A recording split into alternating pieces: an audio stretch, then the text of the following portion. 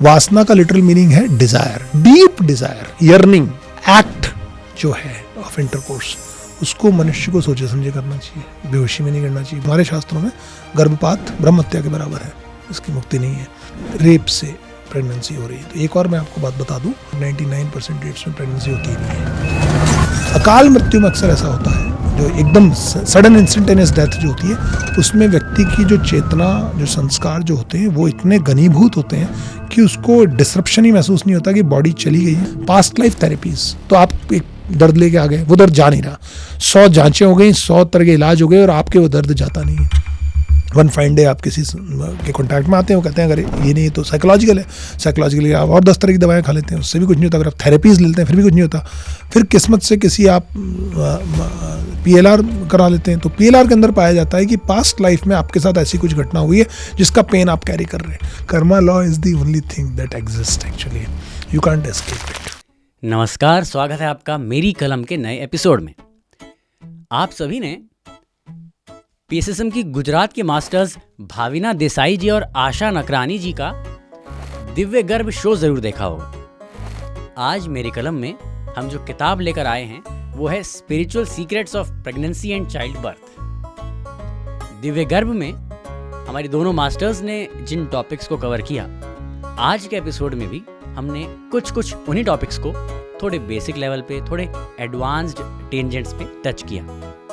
जो गेस्ट हैं, गेस्ट का नाम है डॉक्टर तुषार दशोरा जी। डॉक्टर तुषार MBBS MD हैं, पीडियाट्रिशियन हैं, इमोशनल इंटेलिजेंस के ट्रेनर हैं और 18 साल से ज़्यादा से मेडिसिन प्रैक्टिस कर रहे हैं। चलिए शुरू करते हैं डॉक्टर तुषार के साथ बातचीत।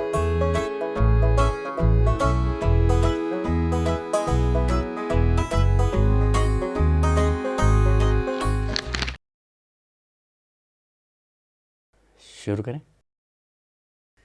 नमस्ते सर। नमस्कार। बहुत बहुत स्वागत है आपका। कैसे हो? बहुत अच्छा। आपने किताब लिखी है spiritual secrets of pregnancy and child birth. Hindi में बोले तो गर्भ संस्कार के अराउंड है।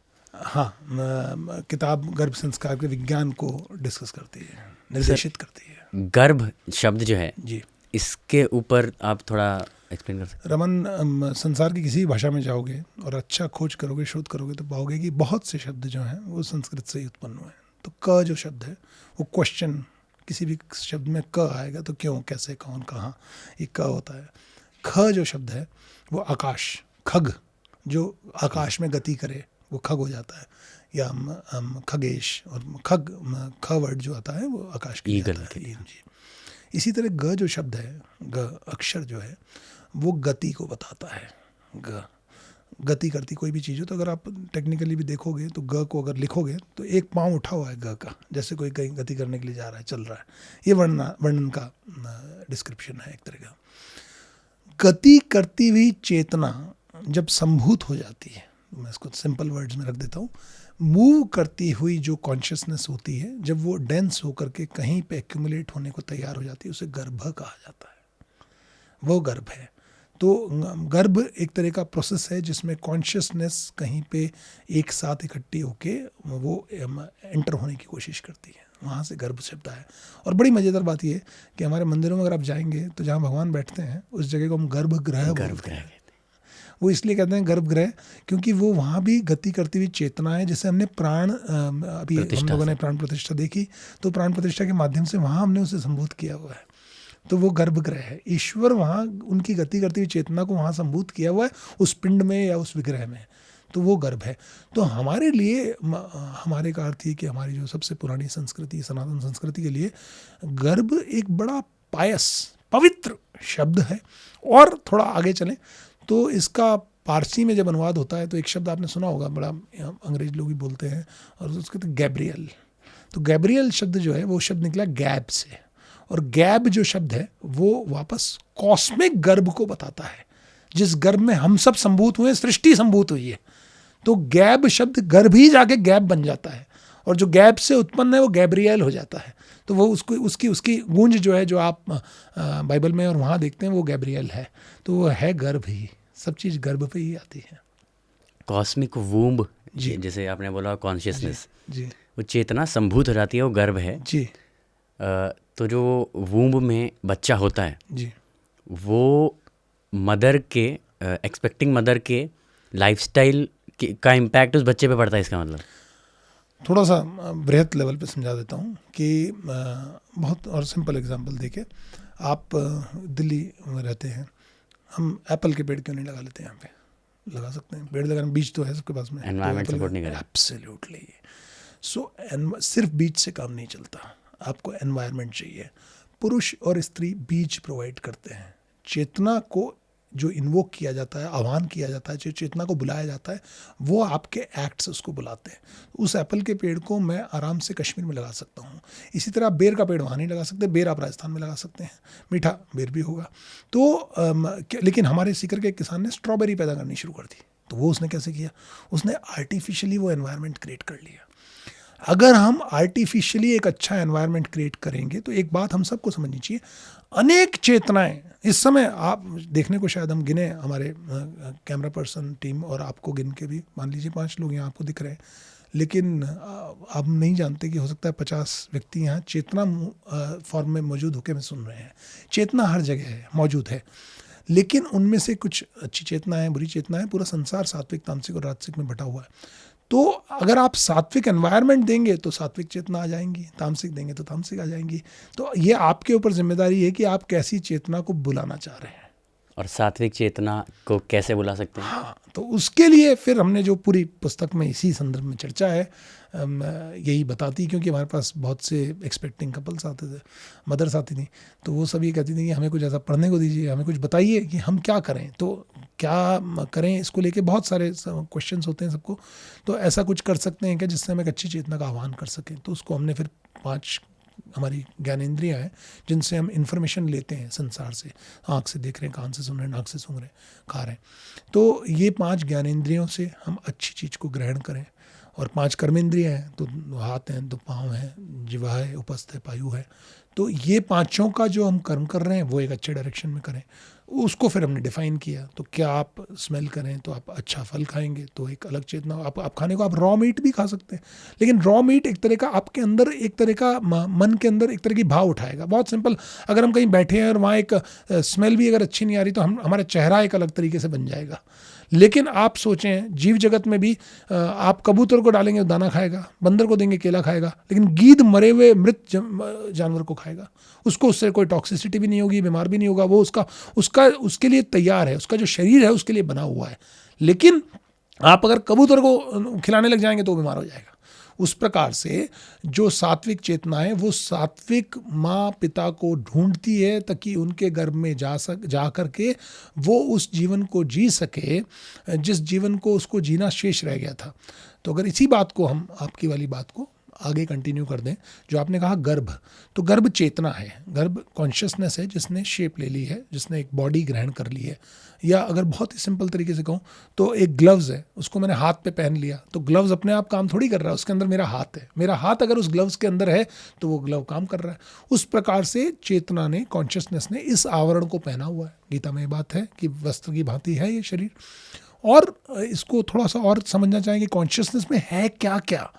तो कॉन्शियसनेस में 3 चीज़ें हैं, प्रज्ञा, वासना, संस्कार। जब हम में से कोई भी व्यक्ति जब शरीर छोड़ते हैं तो 3 चीज़ हम साथ लेके जाते हैं, प्रज्ञा, वासना, संस्कार। इन 3 चीज़ों के हिसाब से ही, इन 3 चीज़ों की प्रेरणा से ही हम नए जीवन को चुनते हैं। तो प्रज्ञा अर्थात इवॉल्व कॉन्शियसनेस, जो कॉन्शियसनेस मेरी इवॉल्व हो गई। मान लीजिए इस जीवन में आपने एक ऐसा जीवन जिया जिसमें आपने बहुत हिंसा करी, आप बहुत हिंसक व्यक्ति थे। जब जीवन अंत होने लगा तो आपने रियलाइज़ किया, जैसे अशोक को रियलाइजेशन हुआ था, या भगवान बुद्ध को हुआ, या किसी भी और को रियलाइजेशन हुआ कि भाई ये बड़ा मैंने जीवन में गलत किया और इससे कुछ प्राप्त नहीं होता है। तो आप एक इवॉल्व कॉन्शियसनेस हो गई कि हिंसा गलत है, ये आपने जान लिया इस जीवन में।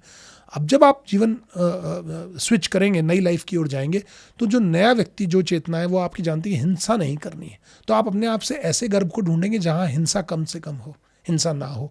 तो ये एक हिस्सा हुआ इवॉल्व कॉन्शियसनेस, जिसे प्रज्ञा कहा गया है, जिसको आप अभी प्रज्ञान ब्रह्म की हम बात कर रहे थे।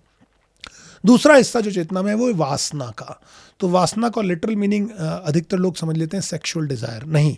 वासना का लिटरल मीनिंग है desire, deep desire, yearning, English में कहते हैं, बहुत आपकी बहुत ही अंदर उत्कंठा से आप किसी चीज़ को अगर प्राप्त करना चाहते हैं, डिज़ायर होती है। तो मान लीजिए मेरे अंदर ये डिज़ायर है कि मैं बहुत अच्छे कपड़े पहनूँ, बहुत बड़ा मेरा घर हो, या मेरे बहुत सारे बच्चे हों, या मैं संसार का राजा बनूँ, ऐसी कोई भी डिज़ायर हो सकती है, छोटी भी हो सकती है, बड़ी भी हो सकती है। वो डीप डिज़ायर भी मेरी नेक्स्ट लाइफ को डिसाइड करती है कि मैं कहाँ जाऊँगा। तो मान लीजिए मेरे मन में, मान लीजिए इस जन्म में मैंने बहुत दरिद्रता भोगी है और मैं दरिद्रता से बड़ा दुखी हूँ, तो मैं कोशिश करूँगा कि अगले जन्म में मेरी चेतना ऐसी जगह जन्म लेगी जहाँ पे मुझे दरिद्रता ना भोगनी पड़े। तो ये वासना का हिस्सा है। वो वासना अच्छी तरफ भी हो सकती है, गलत तरफ भी हो सकती है। तो बहुत हिंसक व्यक्ति अगर मरेगा और वो कहेगा कि नहीं मेरे को तो 1000 लोगों को मारना है, 2000 को मारना है, 5000, ऐसी चेतनाएं भी हैं, हर तरह की चेतना एग्जिस्ट करती है। तो हम जो देखते हैं, इसलिए अगर आप ठीक से अगर वर्ल्ड हिस्ट्री देखेंगे तो वर्ल्ड में कभी एब्सोल्यूट पीस हुआ ही नहीं है, हो ही नहीं सकता है, क्योंकि वो चेतनाएं, ये कांस्टेंट इंटरप्ले है, सात्विक, तामसिक और राजसिक चेतनाओं का कांस्टेंट इंटरप्ले है। कभी एक तत्व बढ़ जाता है, बाकी कम हो जाते हैं, और जब एक तत्व बढ़ता है तो बाकियों को दबाता है। तीसरी चीज जो मैंने बताई, प्रज्ञा, वासना और संस्कार। मैंने ये दो चीजें तो ऑलरेडी प्री डिसाइडेड है, इनको आप कैसे बदल लेंगे? जो प्रज्ञा थी वो थी, जो वासना थी वो थी, वो लेके व्यक्ति ने जीवन छोड़ा है, देह छोड़ी है, तो उसको तो नहीं बदल सकते। संस्कार को हमारे हाथ में बदलने का हिस्सा है, उसे कहा जाता है संस्कार, उसे जिसको लेके पुस्तक लिखी, कस्टमाइज कर, चेंज कर सकते। एब्सोल्युटली, बिल्कुल ठीक बात है। जैसे आपने एक लैपटॉप ले लिया, तो लैपटॉप का ऑपरेटिंग सिस्टम तो आपको मिल गया सब, लेकिन अब आप उसमें ऐप तो अपनी पसंद की डाल सकते हो ना। आप उसमें एप्लीकेशंस हो गई, ब्राउजर्स में जो आप ढूंढ सकते हो। इसी को कर्मंश और जनमंश जो हम बोलते हैं ना, इसलिए हम जन्म कुंडली की भी कभी बात करते हैं, लोगों से कहते हैं कर्म कुंडली जो होती है वो डिसाइड करती है। तो मेरी जो पिछले जीवन की कर्म कुंडली थी वो इस जीवन की जन्म कुंडली है। कार्मिक बॉन्डेजेस। हाँ, तो उसी पे बात हो, तो कार्मिक बॉन्डेज पे। तो जो प्रज्ञा, वासना और संस्कार को लेकर के आया, तो मैं संस्कार, अब संस्कार शब्द को हम समझ लिया, हमने गर्भ शब्द को समझ लिया, हम संस्कार शब्द को समझ लिया। संस्कार अर्थ है किसी चीज के परिष्कार को संस्कार कहा जाता है। संस्कृत जो भाषा है, संस्कृति हम पढ़ते हैं इन शब्दों को, संस्कृत का असली नाम संस्कृत इसलिए है कि उस भाषा के अंदर जो कॉस्मिक लैंग्वेज है, जिसको कि मूल नाद, मूल शब्द जो तंत्र में, शाक्त तंत्र में कहा जाता है, कश्मीर शैविज्म का सिद्धांत है, तो मूल नाद, मूल तंत्र से जो भाषा उत्पन्न हुई है, उनमें कुछ सिर्फ शब्द उत्पन्न हुआ है। उसका एक शब्द हम जानते हैं, सब लोग ओम कहते हैं उसको, और फिर हुए रीम, ग्रीम, क्लीम, मैंग, बहुत सारे शब्द इस तरह के हैं जो कॉस्मिक वर्ड्स हैं, मिस्टिक वर्ड्स हैं, उनका कोई अर्थ नहीं जानता है, लेकिन वो शब्द एग्जिस्ट करते हैं और उस देवता के आह्वान के लिए काम आते हैं। तो शब्द जो है उसका संस्कार किया गया है, उसको परिष्कृत करके भाषा में दिया गया है। तो संस्कृत उससे भाषा बनी है कि चूंकि ये सिर्फ शब्द है और शब्द का मूल कोई अर्थ नहीं है। जैसे बूम, अब बूम का कोई अर्थ नहीं है, लेकिन आप ये समझते हैं बूम का अर्थ है कोई धमाका हुआ है, ये आपके दिमाग की ट्रेनिंग है। तो इस प्रकार से संस्कृत के अंदर संस्कार किया गया। इस प्रकार से हम व्यक्ति की चेतना का भी परिष्कृत कर सकते हैं, प्योरीफाई कर सकते हैं। उसकी जो डिज़ायर्स थी और उसकी जो डीप इवॉल्व्ड कॉन्शियसनेस थी, उसको हम साफ सुथरा, जैसे मान लीजिए आपने मुझे कोई कपड़ा दिया तो मैं उसे धो के साफ कर सकता हूँ ना, ठीक उसी प्रकार से चेतना के ऊपर जो होने वाले माता पिता हैं वो कुछ ऐसे कर्म कर सकते हैं जिससे वो उस संतान के जीवन को बहुत अच्छा बना सकते हैं। ये चीज को गर्भ संस्कार कहा जाता है कि गर्भ में आए हुए शिशु की चेतना के ऊपर हम लोगों ने इस तरह का इंप्रेशन क्रिएट किया। इंप्रेशन शब्द समझ लें, वो सबको आराम से समझ में आ जाएगा। तो वो संस्कार है। और इसका एग्जाम्पल दे देता हूँ। आप रमन शायद नई जनरेशन के हैं, मेरी जनरेशन थोड़ी सी पुरानी है, तो मैं, और चूँकि म्यूज़िक का भी शौकीन हूँ, तो रिकॉर्ड प्लेयर और रिकॉर्ड्स, ऑडियो फाइल जो आजकल सुनते हैं वो मूल रिकॉर्ड से सुनते हैं। तो रिकॉर्ड में क्या होता है, इंप्रेशंस होते हैं, विनाइल रिकॉर्ड्स जिनको कहते हैं ना, तो उसको एक निडल रख दी जाती है, निडल उसको पिक कर लेती है और इतना बढ़िया पिक करती है कि कहते हैं कि स्टूडियो की ऑलमोस्ट 99% वॉइस को यूं का यूं पिक कर लेती है। इसलिए लोग, अच्छे लोग आजकल जो ऑडियो फाइल सुनते हैं और रिकॉर्ड पे सुनते हैं। तो यूं समझो कि हमारे ब्रेन पे वो इंप्रेशंस क्रिएट हुए हैं, ऑलरेडी इंप्रेशंस हैं। उन इंप्रेशंस को हमारी जब बॉडी आती है, हमारा जब माइंड आता है, जिसको मैं अब मेडिकल भाषा में कह दूं ब्रेन, जो कि एक टूल है, तो वो उसको रीड करना शुरू कर देता है। ठीक वैसे जैसे ग्लव को मैंने हाथ में पहना तो अब ग्लव वही पोजिशंस लेगा जो हाथ ने ले ली। तो इस प्रकार से वो माइंड उस इंप्रेशन को रीड करना शुरू कर देता है। तो जो गर्भ संस्कार का प्रोसेस है वो उन इंप्रेशंस को ठीक कर देता है। जैसे रिकॉर्ड में अगर एक कट हो तो वो वहीं अटक जाती है ना, रिकॉर्ड गोल गोल घूम के वहीं आती है, आवाज़ स्क्रैच करती है। तो माता पिता द्वारा ऐसे कर्म किए जा सकते हैं, ऐसी चीज़ें की जा सकती हैं जो शिशु की, होने वाले शिशु की चेतना पर ऐसा प्रभाव डाले कि वो शिशु एक पहले से अच्छा जीवन जी सके और अपने जीवन के अंदर धर्म, अर्थ, काम, मोक्ष जो 4 पुरुषार्थ हैं उनकी उपलब्धियां तो प्राप्त करे ही, लेकिन जो मूल कारण है, जो हमारे पैदा होने का, जो हमारी कॉस्मिक ट्रेवल है, जिसको मल्टीपल लाइफ से जीते हुए आए हैं, उसका जो मूल जहां हमको जाना है उस तरफ वो मार्ग पे जा सके। क्योंकि सीधा साधारण समझेंगे तो सात्विक वो चीजें हैं जो कॉन्शियसनेस को उसके मूल की ओर ले जाती हैं, तामसिक वो हैं जो मूल से तोड़ देती हैं, और जो राजसिक हैं वो उसे वहीं रखते हैं। तो बहुत सिंपल, अगर फिजिक्स का एग्जांपल दे दूं तो एक पत्थर ले, रस्सी से बांधे और उसको उंगली पे ले लें और उसे गोल गोल घुमाएं, तो इसको सर्कुलर मोशन कहते हैं फिजिक्स के अंदर। तो पत्थर की 3 गति हो सकती है। एक गति है कि वो रस्सी टूट जाए और वो किसी और डायरेक्शन पे टेंजेंट पे चला जाए। दूसरी गति वो उस पर घूमता रहे चक्र में, जैसा कि हम लोग ज़्यादातर घूम रहे हैं, इसलिए संसार चक्र कहा जाता है। और तीसरी गति ये हो सकती है कि वो धीरे धीरे धीरे धीरे पत्थर लिपटता हुआ आकर के सेंटर पे बिल्कुल उंगली पे ही आ जाए, इस तरह से घुमाया जाए। तो जो कॉन्शियसनेस को उसके मूल तक पहुंचा देता है वो सात्विक है। जो कॉन्शियसनेस को उस चक्र में फंसाए रखता है वो राजसिक है। और जो कॉन्शियसनेस को उसके मूल से तोड़ के किसी अनजान अंधेरे रास्ते पे छोड़ देता है वो तमस, अंधकार, तामसिक है। ये मूल चीज़ें हैं। तो इससे आप सात्विक, तामसिक और गर्भ संस्कार, ये दोनों बातें हैं। आप डॉक्टर हैं, साइंस की फील्ड से हैं जी, और आप पास्ट लाइफ और पुनर्जन्म, रीबर्थ, जन्म मृत्यु पुनर्जन्म, इस चक्र को मानते हैं, मतलब लाइफ, डेथ, रीबर्थ, सब चीज़ छोड़ें रमन। हम सब अपने आप को तो मानते हैं ना, मैं हूँ और आप हैं, ये आप मानते हैं। अगर किसी भी तरह पूरी शरीर की मेडिकल जांच कर ली जाए तो मुझे कोई एक राई के दाने के बराबर बिंदु आपके शरीर में ये नहीं दिखा सकता कि ये वो पार्ट है जिसे आपका मैं कहा जा सकता। नहीं बता सकते। There is no such part जो मैं हूँ। स्टिल मैं एक टोटलिटी है, मैं टोटलिटी में एग्जिस्ट करता है। उसी प्रकार से जो चेतना है, अब मैं ना मानूं, ये हाथ ये ना माने कि वो मेरा हिस्सा है, मैं तो जानता ही हूँ मेरा हिस्सा है, हाथ ना माने। इस प्रकार से जो हम ब्रैकेट्स में चीज़ को देखते हैं तो हमें ये लगता है कि ये घटना यही है। जैसे मान लीजिए अभी हम कहीं रिकॉर्ड कर रहे हैं स्टूडियो में, लेकिन कुछ घटना बाहर सड़क पे भी घट सकती हैं, कुछ छत पे भी घट सकती हैं। जो व्यक्ति बाहर खड़ा है उसे दोनों बातें पता है, लेकिन जो अंदर बैठा, बहुत सिंपल इसका एग्जांपल मैंने कहीं ओशो से भी सुना था, बड़ा अच्छा एग्जांपल वो देते थे कि एक व्यक्ति एक पेड़ पे बैठा है, तो एक दूर से एक बैलगाड़ी आ रही है, तो एक व्यक्ति ठीक उस पेड़ के नीचे खड़ा है। अब चूंकि बहुत दूर है बैलगाड़ी, तो जो पेड़ के ऊपर बैठा है उसको बैलगाड़ी बहुत पहले से आती दिख जाएगी। तो अगर वो पूछा जाए बैलगाड़ी है, तो नीचे वाला उत्तर देगा नहीं है, ऊपर वाला कहेगा है। जब वो सामने आ जाएगी तब वो दोनों जने कहेंगे है। जब वो दूर चली जाएगी तो वापस नीचे जो खड़ा है वो कहेगा नहीं है, और जो ऊपर वाला कहेगा वो है। तो जो ज्ञानी ऋषि थे, जो सीयर्स थे, जो असली ज्ञानी थे, तत्व ज्ञानी थे, उन लोगों ने चेतना को एक अपर लेवल पे ले गए। वहाँ से उन्होंने मल्टीपल लाइफ्स की चेतना को रिटेन किया। और पास्ट लाइफ जिसकी हम बात सुनते हैं, ह्यूमन लाइफ का कंटिन्यूशन इतना साइंटिफिक है कि जैसे मेरा एक कट लगाया जाए और एक कट आपको लगाया जाए, खून दोनों में लाल ही निकलने वाला है। आप कोई भी और कलर क्लेम करें लेकिन ब्लड लाल ही निकलेगा, क्योंकि हम जानते हैं चीज़। इसी प्रकार से ऐसे मूर्धन्य स्तर के चेतन लोग हुए जिन्होंने जाना कि कैसे प्रिजर्व किया जाता है। इस पर अब तो वेस्टर्न साइंस ने बहुत काम किया। मैं कुछ बुक्स बता देता हूँ आपको। एक साइंटिस्ट हुए जिनका नाम था doctor Ian Stevenson. Ian Stevenson ने किताब लिखी, किताब का पूरा पोथा लिखा है, इसका नाम है where biology and religion intersect, past life के ऊपर। और इतना ज़बरदस्त उन्होंने डॉक्यूमेंट्री प्रूफ दिया है उसका। मैं इतना सिंपल सा एग्जांपल जैसे आपको दे दूँ, मान लीजिए पिछले जन्म में मैं गोली मार के आई किल्ड माई सेल्फ, आत्महत्या करी मान लीजिए, और उस गोली का निशान हो गया, और वो व्यक्ति बॉर्न हो गया, तो उसके एग्जैक्ट यहाँ गोली लगने का निशान नई लाइफ में भी, क्योंकि जो आपका कॉस्मिक स्ट्रक्चर था, जो आपका कारण शरीर था, उसके स्ट्रक्चर को भी आपने डिसरप्ट कर दिया एब्रप्ट डेथ के अंदर। क्वेश्चन अब आत्मा अमर है, आत्मा नहीं मरती जी, आत्मा खाती भी नहीं जी, तो वो तो शरीर करता है, तो उसका इम्पैक्ट तो शरीर पे हुआ ना जी। आत्मा ने तो नया शरीर लिया, तो नए शरीर पे भी उसका इम्पैक्ट मतलब कैसे प्रभाव दिखा? मैं आपके साथ अगर थोड़ी सी धक्का मुक्की करूं तो हो सकता है आपका शर्ट कॉलर टूट जाए, बटन टूट जाए, शर्ट फट जाए, और हो सकता है थोड़ा सा नोच या खरोच आपके शरीर पे भी आ जाए। तो मान लीजिए आप दूसरे कमरे में चले जाएं, आप नया शर्ट पहन लेंगे, नया कोट पहन लेंगे, लेकिन वो अंदर का जो स्क्रैच है वो बता देगा कि आप किसी धक्का मुक्की से आए हैं। तो हमारे शरीर के आवरण हैं, खोल हैं, सिंपल इसी तरह से समझें।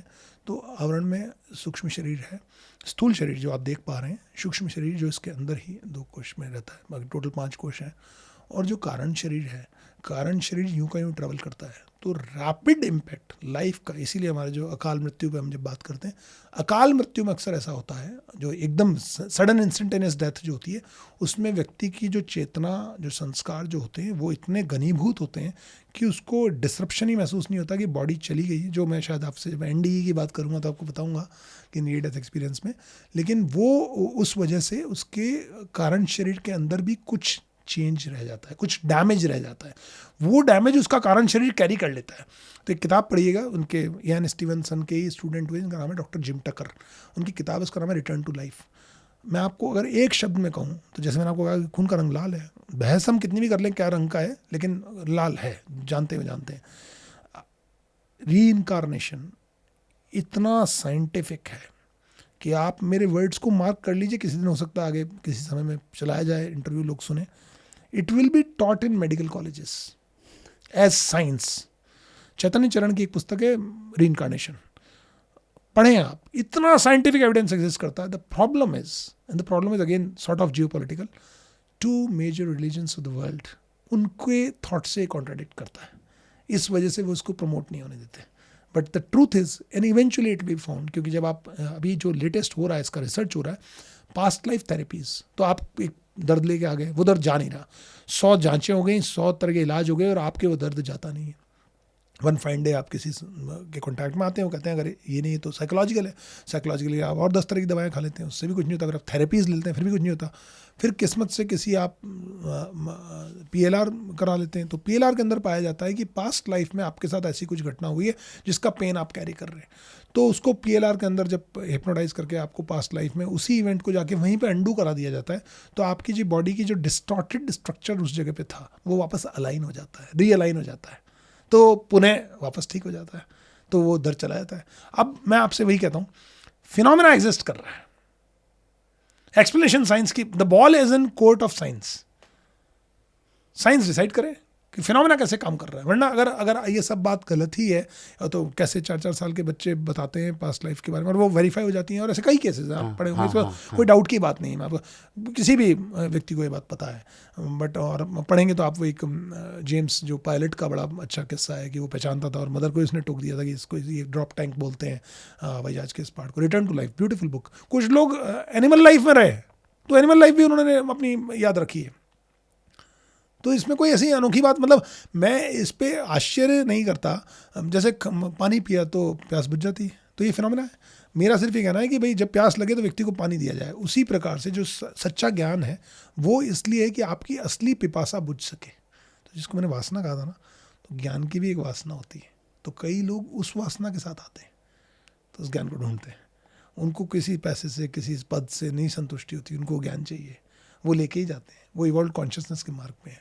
तो इसलिए रीइंकारनेशन तो बड़ा साइंटिफिक है, वो कई जगह प्रूव किया जा सकता है। और अगर आप ठीक से पढ़ेंगे तो एग्नोस्टिक्स एक हिस्सा है क्रिश्चियनिटी में। क्रिश्चियंस ये मानते हैं कि क्राइस्ट वॉज रिबॉर्न, उनको क्राइस्ट के रिबॉर्न से कोई इशू नहीं है, लेकिन वो बाकी में नहीं मानते, क्योंकि बाद में जो मॉडिफिकेशंस हुए, दैट्स मोर रिलीजियस, कि वो उसमें एटर्नल हेल और एटर्नल उसमें किया गया, तो इस वजह से आपने डिफरेंशिएट किया। But the truth is, and the world is very soon, आपसे कह रहा हूँ, ज़्यादा दूर नहीं कह रहा हूँ, डॉक्टर माइकल न्यूटन, रिटर्न, वो पढ़िए आप किताब journey of souls, Michael Newton talks about it clear cut. So between the lifes आप कहाँ रहे और लाइफ्स में कहाँ रहे। अच्छा चलिए एक क्षण को ये मान लेते हैं कि ऐसा कुछ भी नहीं होता, तो फिर वो लोग जो इस फिनोमेना में नहीं बिलीव करते, जब उन्हें हिप्नोटाइज किया जाता है तो वो कैसे याद रखते हैं उस सब चीज़ को। उनको तो नहीं बोलना चाहिए, उनको बोल देना चाहिए कुछ भी नहीं था जी इस जन्म के पहले, लेकिन ऐसा नहीं बोलते।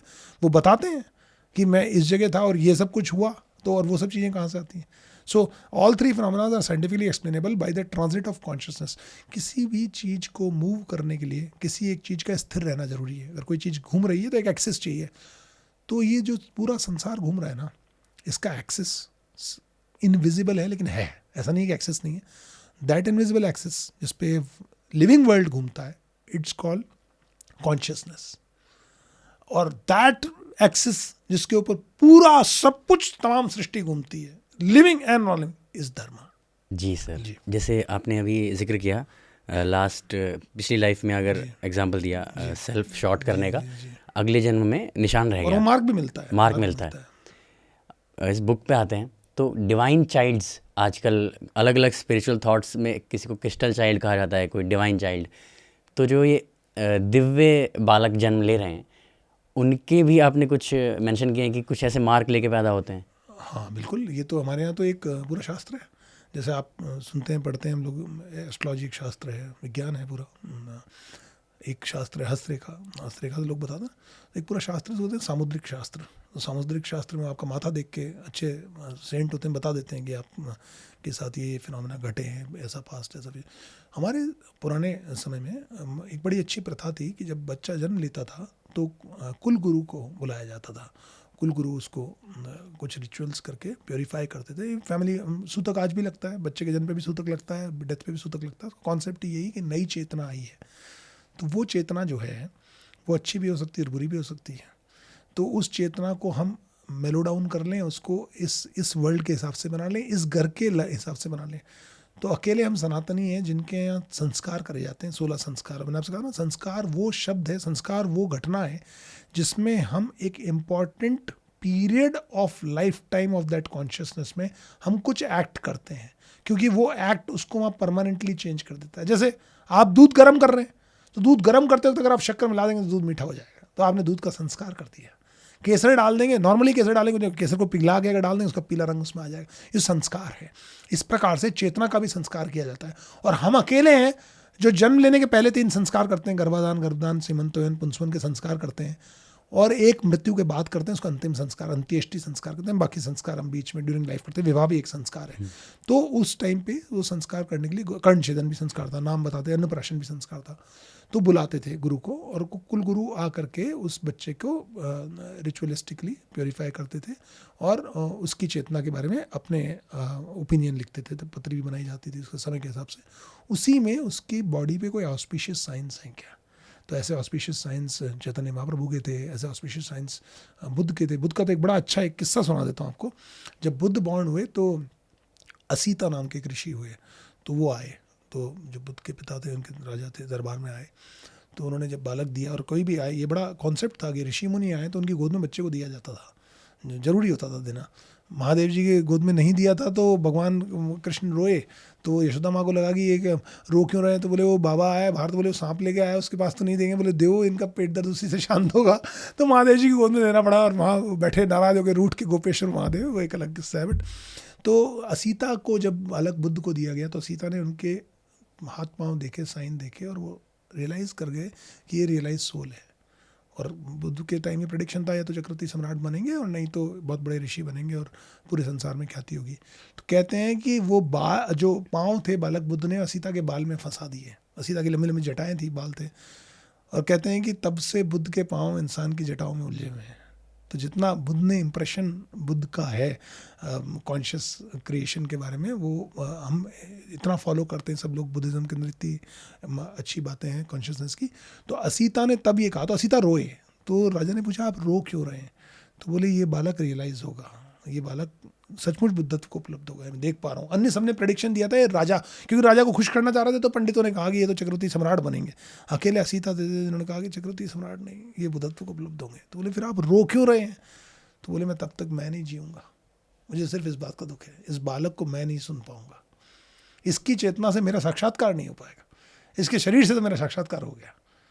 तो ये तो जो मैं आपसे कह रहा था, तो यहाँ बच्चों के पाँव पे निशान होते हैं, शंख चक्र गदा पद्म, पूरा इसको लेके साइंस है, और वो साइंस से पहचाना जाता है कि बालक के किस तरह के संस्कार रहेंगे, किस तरह का बालक का वृत्ति रहेगी, किस तरह की टेंडेंसीज रहेंगी, किस तरह की एक्टिविटीज़ में वो इंटरेस्ट लेगा, किस तरह की एक्टिविटी में नहीं इंटरेस्ट लेगा।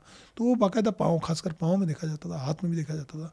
तो अब वो ये आर्ट है जो खो गया बहुत सारी चीज़ें खो, अब भी जानने वाले हों, लेकिन फिर उन्हें ढूंढना पड़ता है, उसे विद्या सीखनी पड़ती है, तो इसलिए, बट ये है, फैक्ट है। बच्चों की वृत्ति, जी, आने वाले बालक की वृत्ति कैसी हो, जी, ये मेक श्योर करने के लिए कि सात्विक हो, जी, आर्टिस्ट हो, युद्ध अच्छा करे, बलशाली हो, स्वास्थ्य अच्छा हो, जो भी माता पिता चाहते हैं उनके बच्चे में फला फला गुण हो, जी, उसके लिए माता पिता क्या कर सकते हैं? तो मैं इस पर एक अच्छी सी बात आपको बताता हूँ। एक तो आजकल क्या है, इसका मिसयूज़, हर चीज़ जो भी हिंदुस्तान में एक हमारी सब प्रॉब्लम है कि हम कोई भी चीज़ का जैसे ही चीज़ लाते हैं, प्रमोट करते हैं, उसकी साइंस को लाते हैं पुराना ढूंढ के, तो हम उसका यूज़ बाद में करते हैं, मिसयूज़ पहले शुरू कर देते हैं।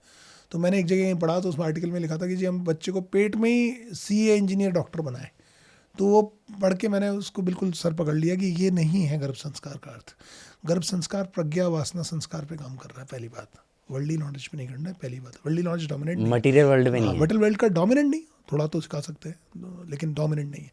डोमिनेंट डीप डिजायर्स और उस पर है। तो दूसरी बात, बच्चे की वृत्तियाँ कैसी हो, कैसे उन्हें संस्कार करते हैं। एक साइंटिफिक बात आपको बताता हूँ, बच्चे का ब्रेन करीब करीब 90 to 95% जो ग्रोथ है उसकी ब्रेन की, वो पहले 2 साल में हो जाती है। जो पहले 2 साल में होती है उसमें भी 90% जो है वो पहले 1 महीने में हो जाती है। उस पहले 1 महीने में भी जो होती है वो माँ के प्रेगनेंसी के 9 महीने में होती है मैक्सिमम ग्रोथ। पहली बात तो जो दिमाग मटर के दाने से लेकर के इतना बड़ा दिमाग बनता है हमारा किलो का, वो ऐसे ही बनता है जब आप उसका धीरे धीरे ग्रोथ होती है तो मल्टीपल कनेक्शंस बनते हैं, साइनेप्सेस होते हैं, न्यूरॉन्स होते हैं। तो उस दौरान अगर उस बच्चे को कोई इंप्रेशन दिया जाए तो वो इंप्रेशन उसमें लॉन्ग लास्टिंग रहता है। उसका एग्जांपल दे देता हूँ बाहर के वर्ल्ड से, फिर यहाँ के दे दूंगा। नेपोलियन की माँ जो थी वॉर स्टोरीज पढ़ा करती थी। नेपोलियन डरता नहीं था, नेपोलियन इतना लड़ा, हाइट में छोटा था सब था, लेकिन बहुत अच्छा वॉर कमांडर था, जनरल था। शिवाजी को जीजाबाई ने बहुत अच्छी कहानियाँ सुनाई, प्रेगनेंसी में भी और बाद में भी। उसके बाद में सबसे बड़ा एग्जांपल है उस्ताद अल्लाह रखा, जो जाकिर हुसैन जो हमारे तबला वादक बहुत अच्छे, उनके फादर कहते हैं कि पेट पे बजाया करते थे तबला। तो वो कहते हैं कि कुछ धुनें तो मैंने कभी याद करने की ज़रूरत ही नहीं रखी, वो मुझे याद है, पेट से ही जानते हैं। फिर हमारे शास्त्रों में जाएँ तो एक कहानी अभिमन्यु की सब जानते हैं कि पेट में ही वो उसने युद्ध सीख लिया था, चक्रव्यूह तोड़ना सीख लिया था। और चूंकि माँ को नींद आ गई तो फिर अर्जुन ने पूरा बात नहीं बताई, तो वो चक्रव्यूह से बाहर नहीं आ पाए अभिमन्यु, अर्जुन के जो बेटे थे। अष्टावक्र जो थे वो पेट में से ही उन्होंने पिता को उत्तर दे दिया था। कहोड़ ऋषि नाराज हो गए, उन्होंने श्राप दे दिया। तो उस कहानी का एक इम्पैक्ट ये भी है कि वो लोग इस पे अड़ जाते हैं कि पेट से बच्चा बोला, उन्होंने कैसे सुन लिया। चलो ऋषि थे, प्रज्ञा चेतना थी, तो उन्होंने सुन लिया बच्चा क्या कह रहा है, उसको छोड़े। लेकिन ये बात साइंटिफिकली प्रूवन है कि पिता का गुस्सा, पिता का क्रोध या पिता की भावनाएं, उनका बहुत बड़ा असर पड़ता है बच्चे के ऊपर। इस पर लोग बात ही नहीं करते हैं। लोग सोचते हैं मातृत्व और गर्भ जुड़ा है। नहीं, मातृत्व और गर्भ नहीं, पितृत्व जुड़ा है। इस पर मैं अभी आपको बताऊंगा। अब तीसरी बात पर आ जाता हूँ कि क्या क्या वो चीज़ करी जा सकती है। उसका एग्जाम्पल एक और था कि नारद जी जा रहे थे तो कयाधु जो हिरण्यकश्यप की पत्नी थी, देवासुर संग्राम हुआ तो हिरण्यकश्यप राक्षस थे, उनको मारने के लिए इंद्र अपनी सेना लेके गए। हिरण्यकश्यप तो कहीं छुप गए। कयाधु उनकी पत्नी थी, प्रहलाद, भक्त प्रहलाद की माँ। तो उन्हें प्रेग्नेंट थी, तो उन्हें पकड़ लिया इंद्र ने और उन्हें ले जाने लगा। तो नारद जी ने कहा तू कहाँ लेके जा रहा है? तो बोला कि मैं इस बच्चा जो गर्भ में पल रहा है वो हिरण्यकश्यप का बच्चा है, तो मैं उसको मारूंगा। तो उसमें बड़ा अच्छा उनका आपस में डिस्कोर्स है, आपस में डिस्कशन है, बड़े अच्छे श्लोक हैं।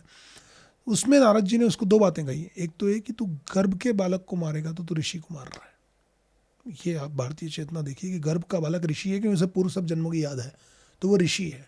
तो तू उसको मार रहा है, तो ब्रह्महत्या से बड़ा पाप है ये, पहली बात। तो गर्भपात पे जब बात होती है तो मैं हमेशा ये कहता हूँ कि हमारे शास्त्रों में गर्भपात ब्रह्महत्या के बराबर है, इसकी मुक्ति नहीं है। दूसरी बात कि ये तूने कैसे मान लिया कि ये राक्षसी होगा? तो उसने कहा राक्षस का बेटा है, राक्षस होगा। यही तो डिस्कशन था कि बीज जैसा है वैसा ही फल होगा। नहीं, संस्कार। तो नारद जी बोले कि ये तो बहुत बड़ा भक्त होगा। बोला कैसे बहुत बड़ा भक्त होगा? बोला मैं इसे लेके जाऊंगा, मैं पालूंगा इसको। और नारद जी कयाधु को साथ लेके गए, भागवत सुनाई उन्होंने, उसको अपने आश्रम में रखा। जैसे हम लव कुश के बारे में सुनते हैं, वाल्मीकि के आश्रम में रहे और उन्होंने सब सुनी और उन्होंने कुछ जगह भगवान राम को कहानी सुनाई थी। तो अच्छा इंप्रेशन उनके ऊपर नारद जी ने भगवान की कथाओं का, भगवान विष्णु की कथाएं सुनाई। और भक्त प्रहलाद, फिर हम जानते हैं वो भक्त प्रहलाद। तो बच्चे को गर्भ में जो ज्ञान दिया जाता है वो lives longer than anything else.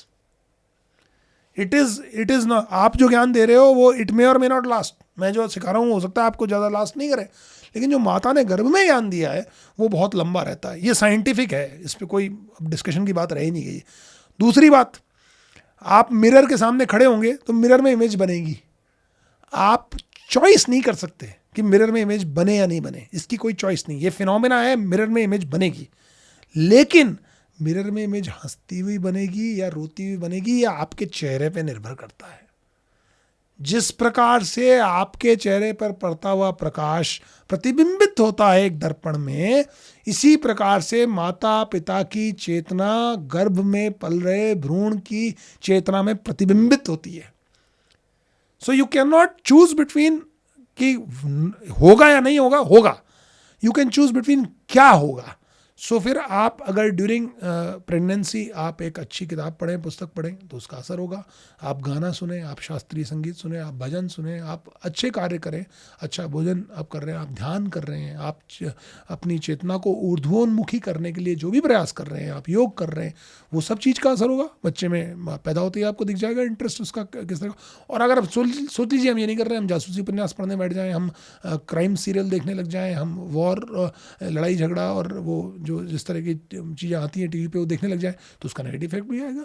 तो और ये प्रूवन है, और यहाँ तक कि प्रूवन है कि पिता का तो इतना ज़बरदस्त असर पड़ता है कि पिता की लैंग्वेज को पिक कर लेता है बच्चा। तो अगर मान लीजिए 10 लोग बैठे हैं और एक प्रेग्नेंट लेडी बैठी है, उन 10 लोगों में एक व्यक्ति उस बच्चे का पिता है, 9 अलग व्यक्ति हैं, तो बच्चा अपने पिता को पैदा होने से पहले आइडेंटिफाई करता है, उनकी वॉइस को, वोकैबुलरी वहाँ से पिक करता है। तो उसके पिता हंसेंगे, उसके पिता कोई जोक क्रैक करेंगे तो बच्चा उसको अटेंटिवली सुनता है। ये सब स्टडीज़ हैं। तो पिता का बहुत इसमें सार है, बहुत सारी एक्टिविटीज़ का पर्पज़ है। तो ये हमको ये सीखना है कि जब असर पड़ ही रहा है तो फिर अगर मेरा चेहरा अगर दर्पण में दिख ही रहा है तो मैं फिर स्माइल करूँ ना दर्पण की ओर, तो मुझे एक और अच्छा चेहरा देखने को मिलेगा। तो अगर इस 9 मंथ के पीरियड में, मैं तो यहाँ तक कहता हूँ कि 9 मंथ ऑफ प्रेगनेंसी में आप 90 ईयर ऑफ लाइफ को डिसाइड कर सकते हैं बच्चे की। जी हाँ, जी हाँ, जी हाँ। वाह, आप जूझ किससे रहे हैं करंटली? बच्चे डिस्टर्ब्ड हैं, एंक्शियस हैं, सुसाइड्स हम देखते हैं, डिस्टर्ब बच्चे देखते हैं। वो आप विदेशों में देखते हैं, बंदूक लेके एक जना चला गया, नर्सरी में गोली चला दी, बच्चों को मार दिया। कितना कॉमन है ये चीज़ है। मैं जिस तरह से योग नाम की चीज़ हमने विश्व को दी है, और रिलीजन न्यूट्रल प्रैक्टिस है, इस पर मैं वापस आ जाता हूँ। उसका वो रिलीजन से लेना नहीं। योग जो भी आप भी योग करेंगे, आपकी भी बॉडी में प्राणायाम करेंगे, प्राण अच्छे रहेंगे, तेज आएगा, शरीर की पाचन अच्छा रहेगा, पॉजिटिव असर होगा बॉडी के ऊपर। तो योग एक तरह की पूरी पद्धति है। इसी प्रकार से गर्भ संस्कार की पद्धति आने वाले बच्चों की चेतना को परिष्कृत करने में कार्य ली जा सकती है, और वर्ल्ड ओवर ली जा सकती है, बियॉन्ड रिलीजन ली जा सकती है, लेना चाहिए। और हम लेते हैं। हमारे यहाँ अनफॉर्चुनेटली ऐसा उस पर नहीं डिस्टिंग्विश करते, तो ऑल रिलीजन लोग आते हैं, गायत्री भी बोलते हैं। और अब इस पर साइंटिफिक स्टडी आ चुकी है कि गायत्री जब वो मदर अगर बोलती हैं तो पेन का परसेप्शन कम हो जाता है, तो उनको जो दवाई दी जाती है पेन के लिए उसकी आवश्यकता नहीं पड़ती तो कम पड़ती है, जल्दी उनका ब्लड लॉस कम होता है, बहुत सारी। तो भाई हमारे यहाँ शायद जयपुर में तो जो गवर्नमेंट का हॉस्पिटल है उसमें भी शुरू किया गया कि गायत्री मंत्र चैंट होता रहता है बस सिर्फ। तो जो माँ जो क्रिया कर रही है, जो कुछ भी माँ कर रही है, जो माँ सोच रही है, उसको मैं थोड़ा सिंप्लीफाई करके बता देता हूँ। पिता का शब्द बच्चे तक पहुंचता है और माँ का विचार बच्चे तक पहुंचता है। सिर्फ विचार कह रहा हूं मैं आपसे, भाव, माँ की जो भावना है। माँ सोचे कि मेरी बच्ची डांस में प्रवीण होनी चाहिए, तो आप देखना बच्चा डांस में। माँ सोचे मेरी बच्ची जो है वो बहुत ताकतवर होनी चाहिए, देखिए आप असर जो आता है। सिर्फ थॉट इटसेल्फ काम करता है माँ का, तो इस लेवल तक है। तो ये सारी एक्टिविटीज़ का जो सार हमने इस पुस्तक में दिया, कि माँ आती थी और कहती थी हम क्या करें, तो इसमें पूरा to do, not to do, to avoid, to listen, to hear, to see, सब कुछ है इसके अंदर। उस पर हमने बातें करी, और उससे कहानियाँ भी हैं कि ये कहानियाँ पढ़ें आप, ये कहानी, तो ये आपका उसमें विश्वास भी तो होना चाहिए जो आप कर रहे हैं उसमें, आपको पता होना चाहिए जो मैं कर रहा हूँ उसके पीछे साइंस क्या है। सर, शब्द तो चलो कॉन्शियसली अच्छे बोले जा सकते हैं, विचार तो नेगेटिव थॉट्स भी अटमोस्ट मतलब कॉमन है, आ ही जाते हैं। हाँ, तो उस पर नियंत्रण कैसे लाएं? अच्छी बात बोली आपने। तो एक शब्द सुना होगा आपने, मंत्र। मन तार्यते इति मंत्र, मन से ताड़ देता है वो मंत्र है। मन क्या है? कांस्टेंट उहापो। The mind can exist only if you are thinking about the past, brooding over the past English में कहते हैं, और प्लानिंग अबाउट द फ्यूचर।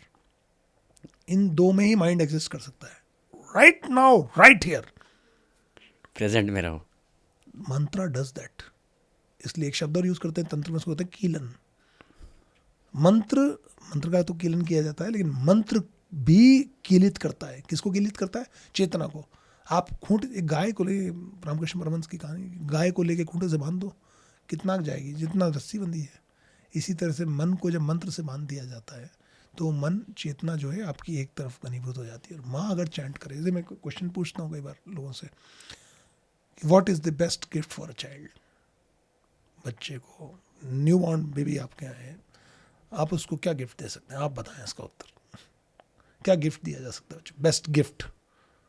तो लोग अलग अलग उत्तर लाते हैं। कोई कहता है भाई, कोई ज्वेलरी की बात करे, कोई कपड़े की बात, यही तो गिफ्ट्स लाते हैं। मैं उनसे कहता हूँ the best gift that can be given to a child who is not yet born is a mother who meditates. That is the gift. सब कुछ काम का नहीं, वो गिफ्ट सामान वस्तु नहीं. तो मैं आगे जब पैदा हो जाते हैं, तो मैं जब काउंसिल करता हूँ, न्यू बॉर्न में भी आते हैं, तो उनको एक बहुत अच्छी एक और लाइन इसी संदर्भ में बोलता हूँ कि बच्चे को अच्छा पालने के लिए 2 चीज़ की ज़रूरत है. माँ का दूध, माँ बाप का प्यार. तो मदर फीड हम प्रमोट करते हैं, ब्रेस्ट फीडिंग, वो एक अलग चीज़ है. लेकिन माँ बाप का प्यार में मैं हमेशा उनसे कहता हूँ, माँ बाप का प्यार का अर्थ ये नहीं कि आप सामान और वस्तुएं इकट्ठी कर दें. आप स्किन टू स्किन कॉन्टैक्ट करें, बात करें बच्चे से, इंटरेक्ट करें. दैट इज़ प्यार. सो इसी प्रकार से गर्भस्थ शिशु को अगर कुछ दिया जा सकता है, तो वो माँ की उन्नत चेतना का स्वाद चखाया जा सकता है. जिस बालक ने पेट में ध्यान का, पेट में नाम का, ईश्वर के नाम का, नाम जिसको कहते हैं नाम आश्रय ले लिया, पेट में ध्यान का, पेट में नाम का, और पेट में ही चेतना के ऊर्ध्वारोहण का रस चख लिया, वो बालक अब आपके लिए वो है जो सोसाइटी को लीड करेगा. लाइक का विवेकानंद, लाइक का अरविंदो, लाइक का Ramakrishna Paramhansa. Because we need such people now. हमको उन्नत चेतनाएं चाहिए. और इसके लिए अरविंदो भी ये कहा करते थे, उन्नत चेतनाएं मार्ग ढूंढती हैं फलीभूत होने का. वो जो चेतना थी जो गति कर रही थी, वो संभूत होने का जगह ढूंढती हैं, उन्हें चाहिए. लेकिन मैंने जैसा बताया कि अगर एनवायरनमेंट फ्रेंडली नहीं है, तो वो चीज़ वहाँ फलीभूत ही नहीं हो पाती है. तो वो तो ढूंढ रही हैं. तो जो एवरेज चेतना है और जो तामसिक चेतना है, उसको तुरंत गर्भ उपलब्ध हो जाता है. तो ओशो भी एक जगह कहीं ये बात कहते थे कि बुद्ध को अगर जन्म लेना है तो बहुत इंतजार करना पड़ता है कि उस लेवल की स्थितियाँ क्रिएट हो. और इसी प्रकार से अगर बहुत ही क्रिमिनल, बहुत ही नेगेटिव, बहुत ही डैमेजिंग व्यक्ति को जन्म लेना, दुष्ट व्यक्ति को अगर जन्म लेना है, दुर्जन को जन्म लेना है, तो उसको भी बहुत इंतजार करना पड़ता है. उतनी स्थितियाँ चाहिए कि वो हिटलर जैसा क्रूर शासक बने. तो वो दोनों चीज़ों स्थितियों में तो हमें एज पेरेंट्स, हमें एज कपल्स जो पेरेंट्स हैं, जो प्लान कर रहे हैं बेबी, उनको इस पे काम करना है कि किस तरह हम उस चेतना उन्नत कर सकें. उसमें एक और बात जोड़ के कर देता हूँ अंत, कि मैंने जो बताया कि इसको G20 गोल्डन 1000 डेज बोलता है. तो गोल्डन 1000 डेज में पहले 2 साल आते हैं, जो बच्चा बर्न हो रहा है, छोटा बच्चा जो है 2 साल तक का, और 9 महीने की प्रेगनेंसी आती है. तो भी उसमें एक पीरियड शॉर्ट रहता है, और वो पीरियड आता है 3 मंथ बिफोर कंसेप्शन. कंसीव करने के 3 महीने पहले प्रैक्टिस शुरू होनी चाहिए. स्वामी विवेकानंद के पास एक स्त्री गई, सुना उन्होंने उनको, तो सुनते ही वो इतनी उनसे सम्मोहित हो गई उनको सुन के. तो बोली, स्वामी जी इतना ओज, इतना तेज, ये व्यक्तित्व, ये भाषा, ये वाक्य विन्यास. तो बोली कि नहीं, गहन चेतना, मुझे मेरे बालक को आपके जैसा बनाना है. तो उन्होंने कहा, आपका बालक कितना बड़ा है? तो वो बोले कि 3 साल. स्वामी जी बोले कि माँ आप 5 साल लेट हैं. तो वो आश्चर्यचकित हो गई, बोली 3 साल का मेरा बच्चा है, आप कह रही हैं 5 साल लेट है. तो स्वामी जी बोले, मेरी माँ ने मेरे पैदा होने के पहले से इसके लिए प्रयास किए थे. एक बुक आती, माय मदर भुवनेश्वरी देवी, स्वामी विवेकानंद की पुस्तक है. तो आचार्य शंकराचार्य जिनके माता, आदि गुरु शंकराचार्य, तो उनके माता पिता ने बहुत पेनेंसेस, बहुत तपश्चर्या करी उनके बॉर्न होने के लिए. उन्नत चेतनाओं का आह्वान किया जा सकता है. एक माता पिता जो प्लान कर रहे हैं प्रेगनेंसी को, ब्रह्मचर्य रखें पहला कुछ समय के लिए, बिफोर प्लानिंग द प्रेगनेंसी. उससे उनका पुष्ट होता है, जो बीज है वो पुष्ट होता है. आयुर्वेद भी मानता है, हम भी मानते हैं. दूसरा, अपनी जो भी सात्विक आहार है वो लें, सात्विक एक्टिविटीज़ करें, अवॉइड करें ऐसी जगह को. तो फिर आप ये नहीं एक्सपेक्ट कर सकते कि आप रात को आप बियर पी के आए हैं, या आप कोई ड्रग्स ले रहे हैं, या आप कोई जो नहीं खाना चाहिए वो खा रहे हैं, जो नहीं पीना चाहिए वो पी रहे हैं, जो नहीं देखना चाहिए वो देख रहे हैं, और जो जहाँ नहीं जाना चाहिए वहाँ जा रहे हैं. फिर आप सोच रहे हैं कि हम एक उत्कृष्ट चेतन बालक ले. ये नहीं होगा. तो आपको अगर कमल उगाना, वो अच्छी जगह उगाना है, तो मैंने कहा कि उसका पूरा माहौल, आपको पूरी स्थिति, पूरा परिप्रेक्ष्य आपको उसका बदलना पड़ता है. और उसके लिए बहुत सारी एक्टिविटीज़ बुक में भी बताई मैंने. और सिंपल में आए तो जो मदर ध्यान करे, जो मदर जप करे, जो मदर अच्छा भोजन ले, और अपने मन को एकाग्र करके इस ओर लगाए जिधर चेतना का जो फाइनल डेस्टिनेशन जो है चेतना का, वो है ऊर्ध्वोन्मुखी. तो उसके लिए अच्छी कहानियाँ पढ़े, और फिर आप उसमें क्वालिटीज़ इंप्रूव कर सकते हैं। तो अगर कोई म्यूजिशियन है तो डेफिनेटली, मैं आपको एक सिंपल एग्जांपल देता हूँ। ऐसी मदर थी जो पेंट करना उन्होंने शुरू किया, वो बच्चा पेंट करता है, कुछ भी आपने एफर्ट नहीं लिया।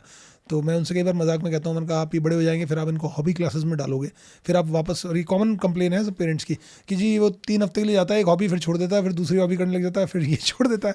तो मैं उनसे कहता हूँ गर्भ में क्या हॉबी आपने, और आप और ज़्यादा सरप्राइज होंगे, मैं एक फादर से मिला हूँ जिसको अपने बच्चे को फुटबॉलर बनाना था, और वो मदर को सारे मैचेस दिखाए उसने ड्यूरिंग प्रेगनेंसी, और वो फुटबॉल की सारी टेक्निक्स समझाई, और वो हर मैच में उसको लेके जाता, दिखाता, टेक्निक्स बताता, and the child is playing football. जब वो अलाउ करेंगे तो मैं उसको रिवील कर दूंगा। तो बट पीपल आर डूइंग, ऐसा नहीं है, तो वो किया जा सकता है। सर आपने गर्भपात का जिक्र किया अभी और चॉइस का जिक्र किया। आजकल प्रो लाइफ प्रो चॉइस की बहुत बात होती है, और आध्यात्मिकता में भी लॉ ऑफ कर्मा के साथ लॉ ऑफ चॉइस की बहुत बात होती है। Free will, her cheese free will है। तो गर्भपात यदि पाप है, ब्रह्म हत्या के समान है, तो क्या ऐसे कोई एक्सेप्शन केसेस भी होते हैं? और अगर एक्सेप्शन हैं तो वो भी बताइएगा। उसके अलावा अबॉर्शन के ऊपर मतलब स्पिरिचुअल एंगल से क्या? तो एक ब्रॉड टर्म में एक बात बता देता हूँ कि मान लीजिए मैं इस संसार में हूँ और मैंने कोई क्राइम किया, और मैं छुप जाऊँ, भाग जाऊँ, और यहाँ का लॉ मुझे नहीं पकड़ पाए, तो मैं उससे मान सकता हूँ, और ज़्यादातर क्रिमिनल्स ये करते हैं ना कि हम बचे रहेंगे, है ना। लेकिन सोचिए उसमें भी हम कई बार ऐसी घटनाएं पढ़ते हैं कि इवेंचुअली आदमी पकड़ में आ जाता है और उसको सजा होती है। कहावत कहते हैं कानून के हाथ बहुत लंबे होते हैं। जो संसार का, इंसान का बनाया हुआ विधि है, जैसे कानून कहा जाता है, उसके हाथ को हम लंबा मानते हैं। आप सोचते हैं संसार की नियंता का, इस संसार की कॉस्मिक कॉन्शियसनेस के कानून से कुछ बचेगा? Karma law is the only thing that exist actually, you can't escape it, it's very simple. आप उससे, जैसे जल जो है वो नीचे ही जाएगा और वायु जो, धुआं जो है ऊपर ही उठेगा, एस्केप नहीं कर सकते टेंडेंसी को। तो चेतना जो होती है, वो जो हमारे यहाँ कॉन्सेप्ट है ना चित्रगुप्त वाला, और वो उसका एक्चुअल कॉन्सेप्ट अगर आप जाएंगे तो Chitragupta means the coded language में, गुप्त मीन्स कोड, सीक्रेट, चित्र मीन्स इमेज। तो हमारे किए हुए कर्म ही हमारी चेतना में रुक जाते हैं, रह जाते हैं, ठहर जाते हैं, उनको हम रख लेते हैं। वो ही इवेंचुअली ऐसी सिचुएशंस क्रिएट करते हैं कि हम फाइनली लिव आउट करते हैं उस कर्म को। ये फैक्ट है। अब आता हूँ आपकी बात के ऊपर कि गर्भपात, तो जो मैंने आपको बताया, गति करता हुआ जो चेतना है वो संभूत हो गई और उसने जन्म ले लिया। तो एक तो गर्भपात होता है जो चेतना स्वयं ही डिसाइड कर लेती है कि रहना है कि नहीं रहना है, वो छोड़ देती है। तो वो गर्भपात नेचुरल होता है, उसमें आप कुछ नहीं कर सकते। तो उसमें जो करते हैं, और डॉक्टर सिर्फ ये करते हैं कि भाई कम से कम जो प्रोडक्ट ऑफ कंसेप्शन बोलते हैं POC, तो उसको निकाल दें ताकि मदर को डैमेज नहीं हो, बीमार नहीं हो, उसको कोई इन्फेक्शन नहीं हो, सेप्सिस नहीं हो, वो एक हिस्सा है। लेकिन जो दूसरा जो जेंडर सिलेक्शन के लिए किया जाता है, और जेंडर सिलेक्शन से और ज़्यादा ख़राब बात जो मैं वेस्ट की पढ़ता हूँ कि सिर्फ आप एक रैंडम एक्ट ऑफ इंटरकोर्स किया, अब आप कंसीव कर गए और अब आप उस बच्चे को अवॉइड करना चाह रहे हैं। तो पहली बात समझें कि जो आप प्रो चॉइस प्रो लाइफ की बात कर रहे थे, तो मैं चलिए मान लेता हूँ आपके इस तर्क को मान लेता हूँ, चॉइस, मनुष्य के लिए चॉइस इंपॉर्टेंट है। तो मनुष्य जानवर से अलग है, तो जानवर का तो जब सीज़न आएगा उसे करना ही है एक्ट, क्योंकि उसके सीज़न से जुड़ा हुआ है। तो कीट पतंगों को हम देखते हैं बारिश के मौसम में कैसे हो जाते हैं, बट इंसान की चेतना में सीज़न नहीं है। इंसान बिना सीज़न के भी प्रोक्रिएट कर सकता है। तो पहली बात, एक्ट जो है ऑफ इंटरकोर्स, उसको मनुष्य को सोचे समझे करना चाहिए, बेहोशी में नहीं करना चाहिए, बेवकूफ़ की तरह नहीं करना चाहिए, क्योंकि उससे वो उससे बंधा हुआ है। ये एक हिस्सा है। बच्चा तो हो रहा है ना, आप उससे तो नहीं बच सकते ना, आप एक दूसरी चेतना को तो ला रहे हैं, आप कितना भी कह लें।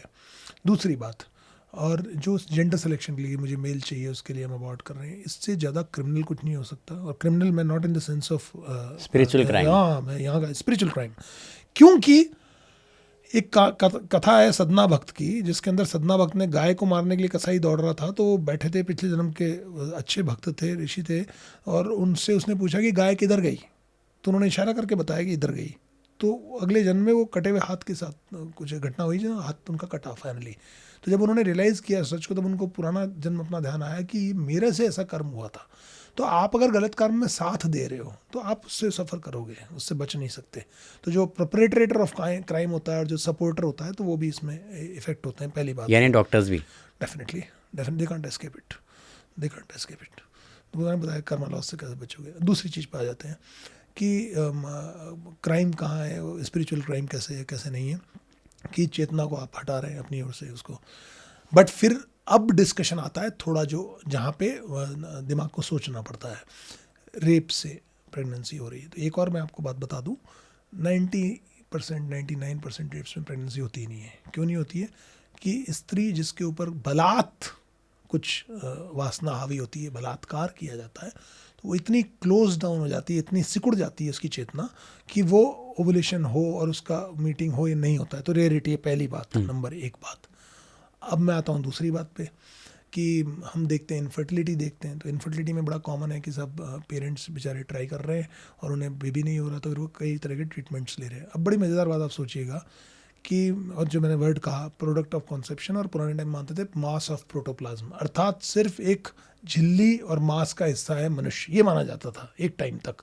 वेस्टर्न थॉट जो था कि एक स्पर्म है एक ओवम है, दोनों मिल गए, जो बन गया वो जाइगोट है, वो एम्ब्रियो बन जाएगा, वो बच्चा बन जाएगा। तो फिर हम स्पर्म और ओवम मिला लेते और हर बार बच्चा बना लेते। लेकिन आप सरप्राइज होंगे कि मात्र मैक्सिमम 1/3 केसेस में कंसेप्शन होता है, जिसमें इक्सी अर्थात इंट्रासाइटोप्लाज्मिक स्पर्म इन्फ्यूजन, बाकायदा ओम के अंदर स्पर्म इंटर करा दिया जाता है, उसमें भी नहीं होता है कंसेप्शन। क्यों? क्योंकि जाइगोट अर्थात भ्रूण अर्थात गर्भ बनता सिर्फ और सिर्फ स्पर्म ओवस, ओवम स्पर्म रज और शुक्राणु, इसके मिलन से नहीं बनता। ये तो सिर्फ उसके लिए ग्राउंड क्रिएट कर रहे हैं। चेतना का उसमें आना आवश्यक है। जब चेतना उसमें आती है अर्थात कॉन्शियसनेस आती है, तभी वो क्रिएट होता है। अदरवाइज या तो वो बनेगा ही नहीं या वो अबॉर्ट हो जाता है। बड़ा कॉमन फिनोमेना है। और मजेदार बात, गर्भोपनिषद ये कहता है कि 7th डे पे इम्प्लांटेशन वर्ड बोलता है कि हम लोग बोलते हैं वेस्टर्न साइंस में इम्प्लांटेशन, तो इम्प्लांट हो जाता है, तो अर्थात अब उसने जड़ ले ली है तो अब वो ग्रो करेगा, उसके पहले अबॉर्ट हो जाता है। तो 7th डे पे जो इम्प्लांटेशन होता है, गर्भोपनिषद ये बोलता है कि 7वें दिन प्राण उतरते हैं उस जीव के एंट्री। जी हाँ, ये बड़ा मैच, बहुत सारी चीजें मैच करती है। आत्मन भ्रमण में आत्मन आती है। हाँ जी। अब जो आपकी बात पे आता हूँ कि ये बड़ा एक इंटरेस्टिंग फिनोमेना ऑब्जर्व करने में आता है कि इनफर्टाइल कपल है, बालक उनके हो नहीं रहा, तो फाइनली थका जाते हैं, फिर वो कहते हैं चलो हम अडॉप्ट कर लेंगे, they go for adoption, that's good, so they adopt because there are so many kids who need to be adopted, तो अडॉप्ट कर लेते हैं। मज़ेदार बात ये, ना वो आपको इलाज ले रहे हैं ना कोई ट्रीटमेंट ले रहे हैं, वो कंसीव कर जाती है लेडी आराम से, नेचुरली। वही बड़ा कॉमन फिनोमेना है। अब आप पूछेंगे तो नेचुरली साइंस एक्सप्लेन करने की कोशिश करता है अपनी जितनी भी रिसोर्सेज है उनसे, तो साइंटिफिक एक्सप्लेनेशन वो इसका देते हैं, ठीक है जी स्ट्रेस कम हो गया, इससे तनाव कम हो गया, क्योंकि बॉडीली तो दोनों ठीक ही थे। और अक्सर कई केसेस में बता दूं आपको, इनफर्टिलिटी में आप पाएंगे कि बॉडीली दोनों नॉर्मल है, कोई कमी दोनों में नहीं एग्जिस्ट करती, बट कंसेप्शन नहीं होता है। तो अब कंसेप्शन हो गया जी साहब, क्योंकि उनका स्ट्रेस हट गया, इसकी वजह से हो गया। मैं जब मेरी साधु संतों से संबंध में चर्चा हुई तो बड़ी अच्छी बात मुझे एक मास्टर थे हमारे तंत्र के, उन्होंने बताया था कि डॉक्टर साहब वो जो चेतना जिसको इन्होंने पिछले जन्म में छोड़ा हुआ है, तो या तो इन्होंने कोई बच्चा अबॉर्ट कराया था या कोई बच्चे को इन्होंने अबैंडन किया था, जब वो चेतना का पुनः इनके जीवन में प्रवेश हो गया तो वो इनको कार्मिक बॉन्डेज से मुक्त कर देती है, तो इनका वो रास्ता खुल जाता है। ये उस तरह से है कि मान लीजिए हम दोनों लड़ गए, तो अब हम दोनों लड़ गए तो हम दोनों में कोई उधार था तो वो भी वो कहीं से देना नहीं है, लेकिन जिस दिन हम वापस से दोस्त बन गए तो आप पहले वो उधार लौटाएंगे, ये तो एक पहले तो पैसे ले ले, मतलब so as easy is that. तो karmic bondage is cleared basically. तो ये एक इंटरेस्टिंग फिनोमेना है जो ऑब्जर्व होता है। एक नंबर 2, ये प्रो चॉइस प्रो लाइफ की डिबेट जो है बहुत आर्टिफिशियल डिबेट है। ठीक जैसे मैं कहता हूँ जो वेज नॉन वेज की डिबेट है वो आर्टिफिशियल है। लाइफ इतना ब्रैकेट्स में नहीं देखती है, लाइफ सिर्फ ये देखती है कि क्या उस चेतना का आह्वान करके उसे बुलाया गया और उस चेतना के साथ आप क्या कर रहे हैं। तो मैं इसके 2 अपने शास्त्रों से एग्जांपल दे देता हूँ उसके। तो करने का एग्जांपल था, तो हम लोग इतने आयुर्वेद में भी हम इतना समझते हैं, तो आप क्या सोचते हैं कि अबॉर्ट करने के ऑप्शंस नहीं थे क्या? कुंती कर्ण। हाँ, तो हम लोग इतने सनातन जो धर्म है, आयुर्वेद बहुत पुराना विज्ञान है और इतना बड़ा विज्ञान है कि जब एक मांस का पिंड हुआ गांधारी के, तो उसके पीसेस करके मटकों में रख दिए गए और उससे उत्पन्न हुए। ये बात को हम मान रहे हैं कि 100 पुत्र मांस के पिंड से उत्पन्न किए, तो टेक्नोलॉजी कुछ भी थी जिसको ये लोग आजकल IVF पे बात करते हैं। तो ये उन्नत आपके पास था, तो आपके पास नेचुरली अबॉर्टिफिशेंट्स अर्थात जिन चीज़ों से गर्भपात हो सकता है वो भी आप जानते ही थे। हमने कभी गर्भपात नहीं किया, कर्ण बॉर्न हो गया, सूर्य से आह्वान किया था, सूर्य के आह्वान से कर्ण बॉर्न हुए थे। कुंती चाहती तो अबॉर्ट भी तो कर सकती थी, लेकिन नहीं, वो जीवित रहे, उनको बहा दिया गया, उनको पाला उनके माता पिता ने, जो पिता थे, लेकिन वो बॉन्ड रहे ना। और ऐसे बहुत सारे एग्जाम्पल हैं। इसका एक दूसरा एग्जाम्पल और आपको दे देता हूँ। हम वो संस्कृति हैं जिन्होंने चेतना का और जीव का सदैव सम्मान किया है। फेक चीजें हमारे ऊपर डाली गई, और ये आर्टिफिशियल जो लोग आज आप बच्चे को हटा रहे हैं, तो आप कहाँ रोकोगे? आप अगर गर्भ के भ्रूण को ही क्या हटा रहे हो, मेरी चॉइस नहीं थी, तो ये कोई सेंसिबल बात नहीं है। क्योंकि अगर आप हर जगह चॉइस की बात करेंगे, मेरी चॉइस है, तो फिर आत्महत्या भी गलत नहीं होनी चाहिए, फिर तो आत्महत्या अलाउ कर देनी चाहिए, फिर ड्रग्स भी अलाउ कर देनी चाहिए, फिर प्रोस्टिट्यूशन भी अलाउ कर देना चाहिए। क्योंकि आप कहीं तो एक समाज जो चलता है और जो विधि और जो कानून चलते हैं, वो अपनी उन्नत चेतनाओं पे चलते हैं, वो उन चीज़ों को लाते हैं जो ग्रेटर गुड के लिए होती हैं। तो ग्रेटर गुड में इस पर डिस्कशन कितना भी कोई कर ले, लेकिन मेरा कहना है कार्मिक बॉन्डेज से वो नहीं बचेगा, पहली बात। और दूसरी बात, छांदोग्य उपनिषद का एक किस्सा है कि जिसमें ऋषि से ज्ञान लेने के लिए लोग जाते थे तो अपना परिचय देते थे। तो सत्यकाम गए ऋषि के पास में, तो सत्यकाम का नाम सत्यकाम था, माँ का नाम जाबाला था। तो गौतम ऋषि ने उनसे पूछा कि तुम्हारा पुत्र परिचय दो। तो उन्होंने कहा मेरा नाम सत्यकाम, माता का नाम जाबाला। तो उन्होंने कहा बेटा अपने पिता का नाम बताओ। तो सत्यकाम 7 या 8 साल के थे, बालक थे। मेरी माँ ने अपने युवावस्था में कई घरों में रही और कई पुरुषों का संसर्ग किया। मेरी माँ ने कहा है कि वो नहीं जानती मेरे पिता कौन थे। अगर तुम्हारे गुरु पूछें तुमसे तुम्हारे पिता कौन है, तो उन्हें यही उत्तर देना। अब आप सोच सकते हैं इस उत्तर देने वाले को, जिस तरह के लोग वहाँ बैठे थे, और वहाँ भी उस टाइम भी एलीट लोग होते थे, उस टाइम भी सूडो लोग होते थे। तो जो सेठों के और राजाओं के और जिस तरह के जो रिच एलीट क्लास बैठा था, उसने मजाक उड़ाई इस बात के ऊपर, कैसा बच्चा आ गया और क्या बोल रहा है। ऋषि गौतम उठे, उन्होंने उसे हृदय से लगा लिया।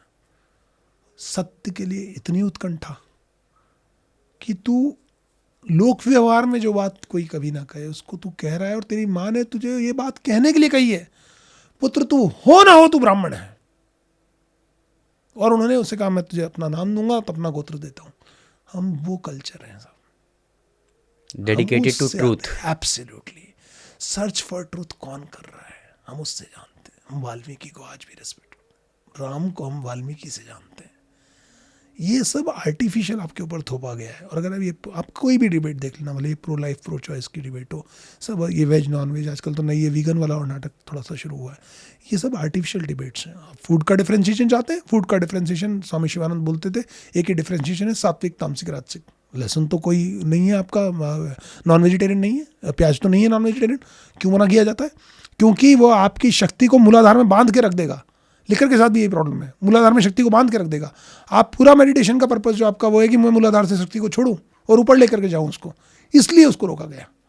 फूड से उनको नहीं प्रॉब्लम था, प्रॉब्लम उसके इफेक्ट से था। तो ये वेजिटेरियन नॉन वेजिटेरियन आप, और ट्रूली वेजिटेरियन नॉन वेजिटेरियन आप क्या कहेंगे? फर्मेंटेड फूड आप खाते हैं उसमें बैक्टीरिया होता है, टेक्निकली वेजिटेरियन नॉन वेजिटेरियन हो जाएगा वो। कहाँ तक आप बचेंगे उस चीज़ से? तो इसलिए ये डिफरेंशिएशंस जो हैं, फूड का इफेक्ट, मैं एक मनुष्य हूँ, मनुष्य सबसे उन्नत चेतना है, और क्या जो चीज़ मेरी चेतना को अधिक उन्नत करने में सहायता देता है मैं उसका साथ लूँगा, और जो मेरी चेतना में अवरोध बनता है मैं उसे त्याग दूंगा। As easy as that. And the same I do while I bring a child on this world. ये था इस एपिसोड का पहला भाग। डॉक्टर तुषार दशोरा जी के साथ हमारी बातचीत इससे आगे क्या हुई वो जानने के लिए देखिए दूसरा भाग। और अगर आप ये एपिसोड टेलीविज़न पे देख रहे हैं तो PMC हिंदी को YouTube पे भी सब्सक्राइब कीजिए, और अगर YouTube पे देख रहे हैं तो हमें हमारे दूसरे सोशल मीडिया प्लेटफॉर्म्स पे भी फॉलो कीजिए। आपके लिए तो ये फ्री है, लेकिन इससे हमारी बहुत मदद हो जाएगी। देखते रहिए PMC हिंदी।